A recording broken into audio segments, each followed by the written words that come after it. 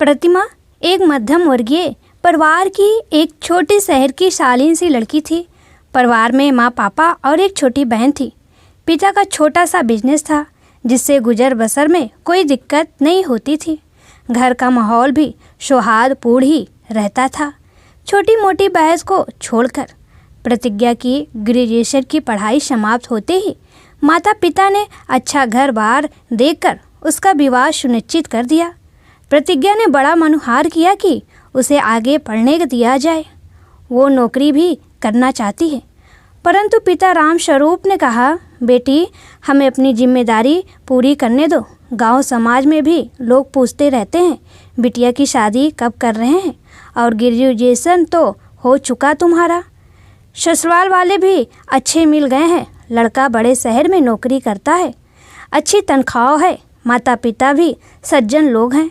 तुम खुश रहोगी और वो लोग चाहेंगे तो आगे पढ़ाई कर लेना। अभी तो हमें हमारी जिम्मेदारी पूरी करने दो और फिर तुम्हारी छोटी बहन भी है, समय रहते हम उसकी भी शादी कर गंगा नहा लेंगे।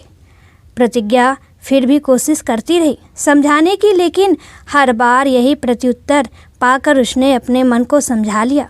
लड़के वाले देखने आए और बात पक्की हो गई। 15 लाख दहेज के साथ इस बात की जानकारी प्रतिज्ञा तक नहीं पहुंचने दी गई। शादी की तैयारी में सब लोग जुट गए थे। घर को रंग रोगन से सजा दिया गया। गहने जेवर कपड़े लत्ते और भी बाकी सामानों की खरीदारी जोर शोर से शुरू हो गई। शादी का दिन भी आ पहुंचा। बहुत धूमधाम के साथ शादी संपन्न हुई और प्रतिज्ञा विदा होकर ससुराल आ गई। नई दुल्हन थी तो सब हर वक्त उसे घेरे रहते। रस्मों का सिलसिला भी साथ साथ चल रहा था। पति सूरज भी बहुत खुश था उसे पाकर। पूरी रात बातों और प्यार करने में कैसे बीत जाता कुछ पता ही नहीं चलता था। 15 दिन प्रतिज्ञा ससुराल में रही। सबके आकर्षण का केंद्र बन उसे बहुत अच्छा लगा। उसे लगने लगा कि सच में वो दुनिया की सबसे खुश नसीब है। रह रहकर ध्यान आता कि पापा ने ठीक कहा था कि वो बहुत खुश रहेगी। 15 दिन बाद सूरज की छुट्टियां भी खत्म हो रही थी। वो वापस बेंगलोर जा रहा था। प्रतिज्ञा को भी पग फेरे के लिए विदा कराने राम स्वरूप जी आ गए थे। सूरज से विदा होते हुए प्रतिज्ञा का मन बहुत भारी हो रहा था। इतने कम समय में ही बहुत ज़्यादा जुड़ गई थी। वो सूरज भी उदास था। प्रतिज्ञा के गालों को चूमते हुए उसने कहा, कुछ दिन मायके में रहकर सीधा बेंगलोर ही आना है तुम्हें। ये सुनकर प्रतिज्ञा थोड़ा मुस्कुराई और हाँ में सर हिला दिया। सबसे विदा होकर वो मायके आ गई। उसके चेहरे की रौनक और बढ़ गई थी। माँ पापा ये देखकर बहुत खुश थे। आत्मिक संतुष्टि महसूस कर रहे थे कि बेटी को इतना अच्छा घर वर मिल गया। करीब 1 महीने बाद प्रतिज्ञा बेंगलोर के लिए रवाना हुई। आंखों में कई सपने तैर रहे थे। बेंगलोर पहुंचकर कुछ दिन तो सही गुजरे, लेकिन एक दिन सूरज शराब पीकर घर आया। नशे की हालत में उसे देखकर प्रतिज्ञा घबरा गई। उसने कभी इस तरह पीकर किसी को बहकते इतने करीब से नहीं देखा था। मायके में भी कोई नहीं पीता था, तो ये सब उसके लिए बहुत अजीब था। सूरज नशे में धुत प्रतिज्ञा को बेतहाशा प्यार करता रहा। प्रतिज्ञा समझ नहीं पा रही थी कि करे तो क्या करे। सुबह उसने सूरज से बात करने की कोशिश की कि किस तरह वो उसे देखकर घबरा गई थी। सूरज ने कहा, अरे इसमें घबराने की क्या बात है, यहाँ तो सब पीते हैं, कोई दिक्कत नहीं। फिर तो शराब पीकर घर आना आए दिन की बात हो गई। सूरज का गुस्सा भी धीरे धीरे प्रतिज्ञा के सामने आ रहा था। जरा सी भी बात पर सूरज बेहिसाब चिल्लाने लगता। खाना पसंद का नहीं बना तो थाली उठाकर फेंक देता। प्रतिज्ञा ये सब देखकर घबरा जाती और रोने लगती। रात में जब पीकर आता तो सूरज के दिमाग से सुबह की बात गायब होती और बस प्यार ही प्यार होता।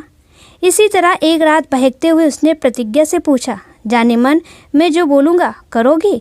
प्रतिज्ञा आश्चर्य से सूरज की तरफ देख रही थी कि क्या कहना चाहता है ये।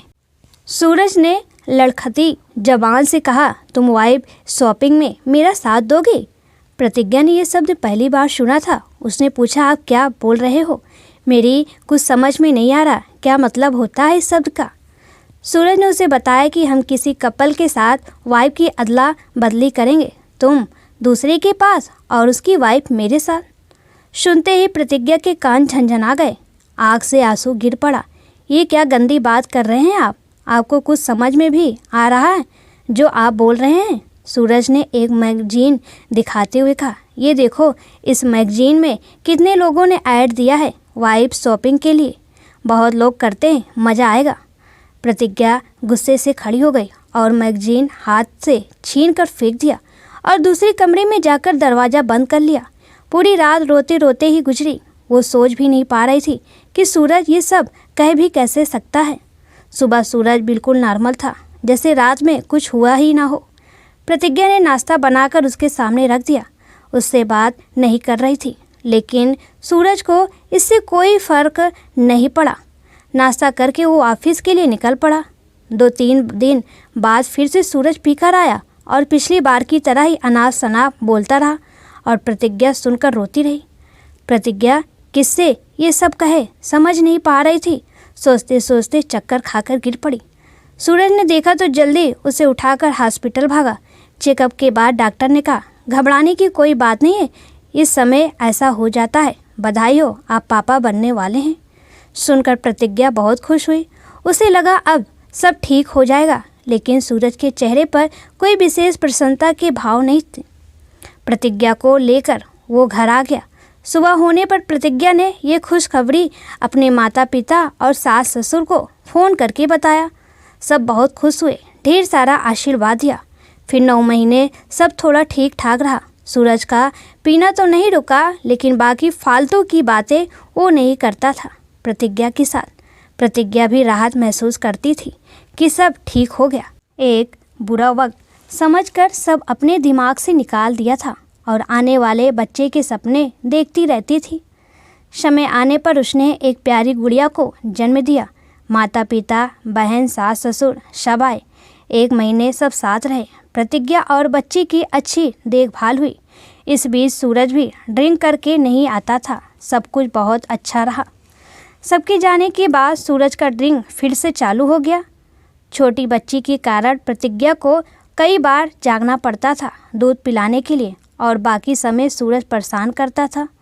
दिन के समय भी जब गुड़िया सोती तो प्रतिज्ञा जल्दी जल्दी काम निपटाने में लग जाती। सोने का उसे मौका कभी कभी ही मिल पाता। नींद की कमी से अक्सर वो परेशान रहती थी। सूरज ना घर के काम में हाथ बटाता, ना ही गुड़िया को संभालता। खाने में नखरा तो पहले जैसा ही था। रात को फिर से उसकी बकवास शुरू हो गई थी। गुड़िया के सोते ही वो प्रतिज्ञा के पीछे पड़ जाता। वाइफ शॉपिंग की बात लेकर किसी को भी फ़ोन लगाकर जिद करता कि प्रतिज्ञा उससे अश्लील बातें करे।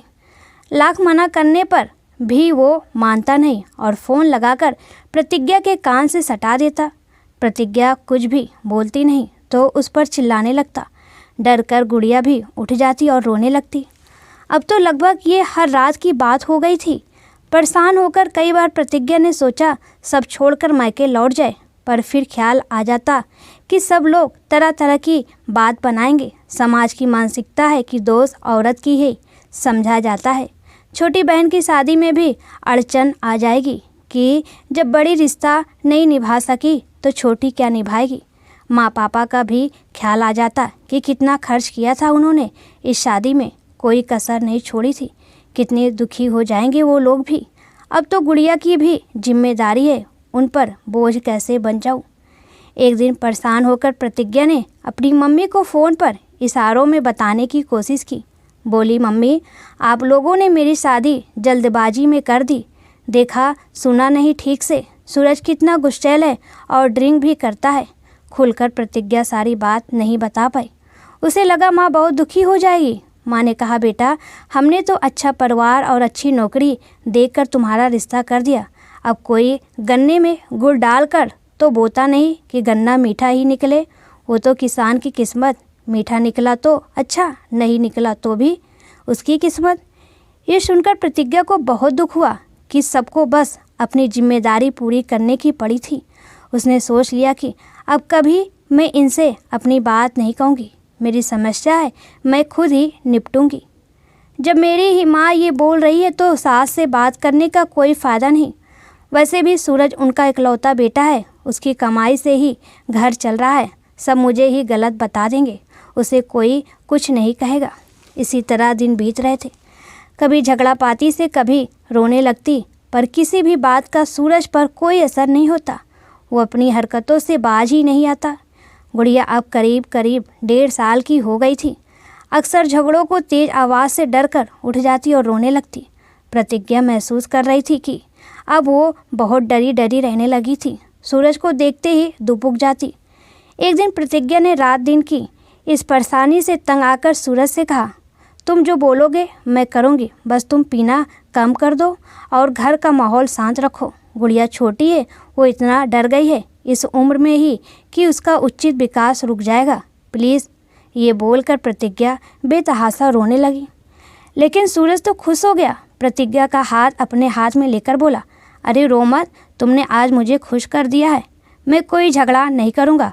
अब हम सब खुश रहेंगे।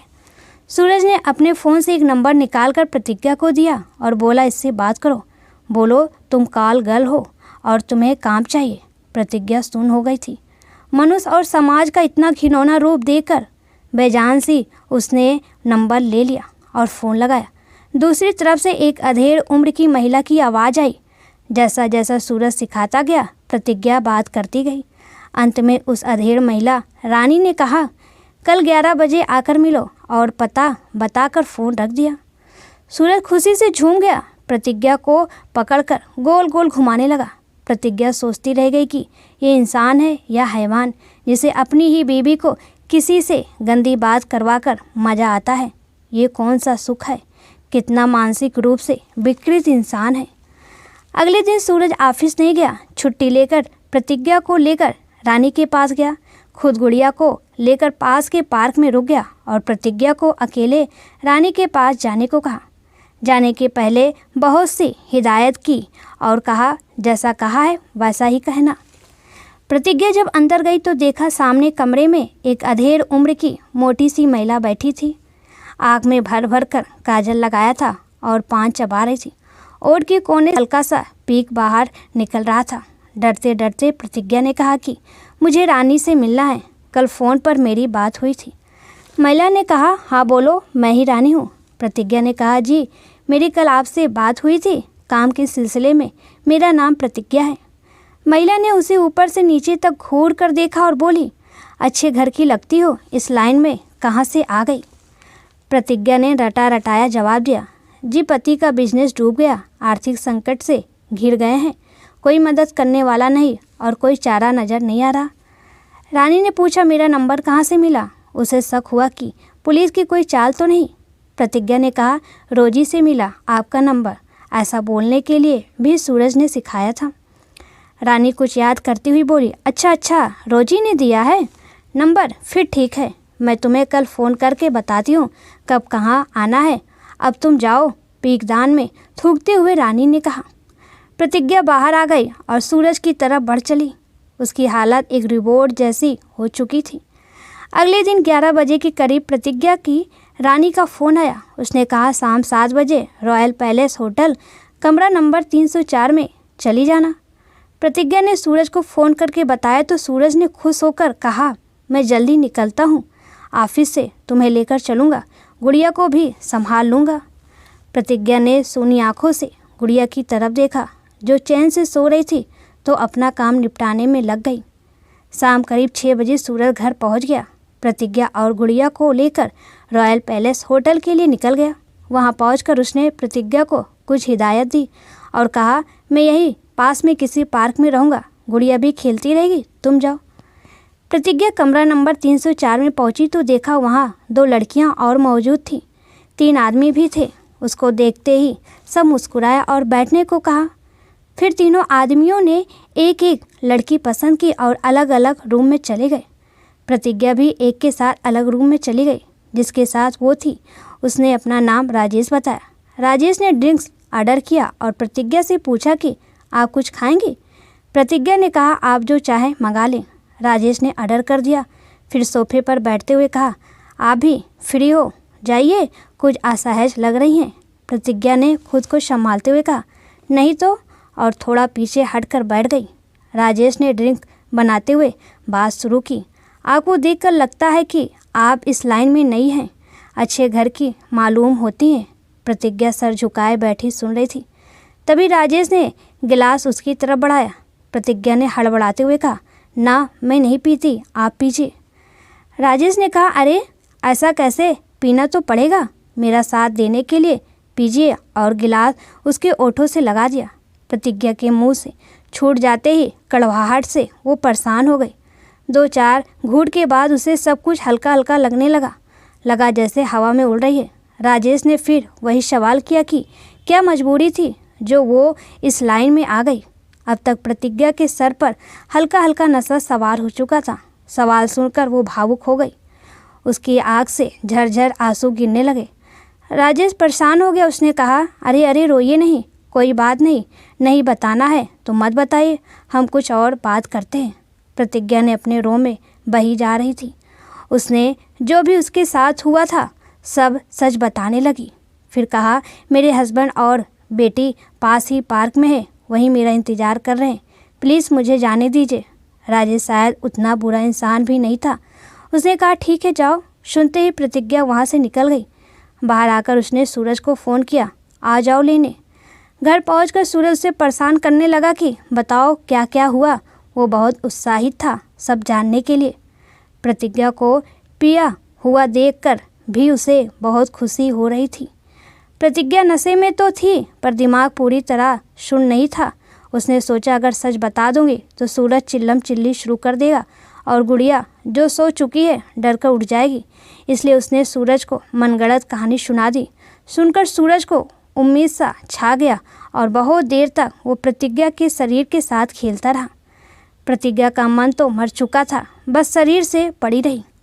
अगली सुबह रानी ने फ़ोन किया और पूछा, कल के कस्टमर के साथ तुमने क्या किया? बहुत नाराज़ था और अपना पैसा वापस मांग रहा है। कह रहा था कि तुमने कुछ झूठी सच्ची कहानी सुनाकर बिना कुछ किए ही वहाँ से निकल गई।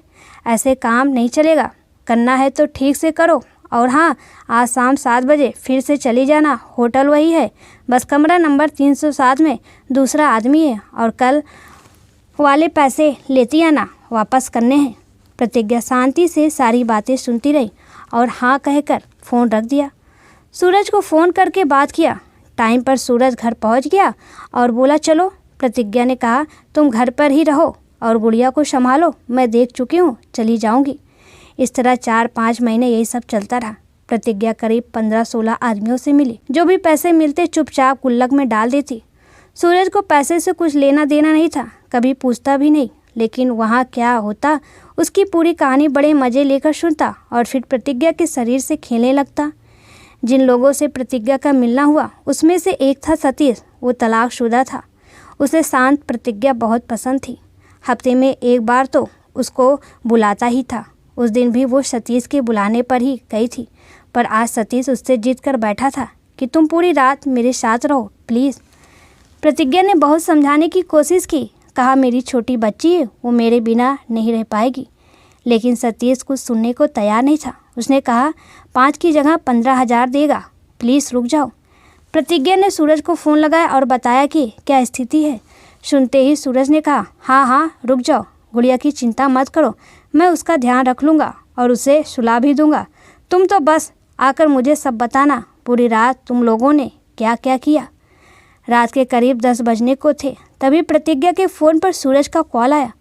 तुम्हारी बेटी बहुत रो रही है और उसे तेज़ बुखार भी हो गया है, सूरज ने कहा। सुनते ही प्रतिज्ञा परेशान हो गई। सतीश से उसने कहा, प्लीज़ मुझे जाने दो, मेरी बेटी की तबीयत खराब हो गई है, वो बहुत रो रही है, प्लीज़ किसी और दिन मैं तुम्हारी बात मान लूँगी। सतीश ने उसे जाने दिया। प्रतिज्ञा ने अपना पर्स उठाया और वहाँ से निकलकर घर के लिए टैक्सी ले ली। पूरे रास्ते उसके दिमाग में सूरज का कहा वाक हथौड़े की तरह चोट करता रहा, तुम्हारी बेटी। सूरज के जिद के आगे उसने हार मान ली थी। जो बोलता था, जैसा बोलता था, सब करती थी कि उसकी गुड़िया को कोई तकलीफ़ न हो, उसकी परवरिश अच्छे से हो जाए, माँ बाप दोनों का प्यार मिले। और आज सूरज कह रहा है तुम्हारी बेटी, उसे क्या गुड़िया से बिल्कुल भी लगाव नहीं है। घर पहुंचकर उसने गुड़िया को गोद में उठाकर भींच लिया। माँ के गोद में आते ही गुड़िया भी चुप हो गई। फिर उसे दवाई दिया और सुलाने लगी। सूरज झल्लाया बैठा था। कहाँ परेशान कर दिया तुम्हारी बेटी ने, रो रो कर। अब संभालो। और सोने चला गया। प्रतिज्ञा पूरी रात जागती रही। गुड़िया उसके गोद में ही सोती रही। बिस्तर पर रखते ही जग जाती और रोने लगती। रात भर जगकर प्रतिज्ञा के मन में कई विचार आते जाते रहे। सुबह सूरज ऑफिस चला गया। दोपहर तक गुड़िया की तबीयत भी ठीक हो चली थी।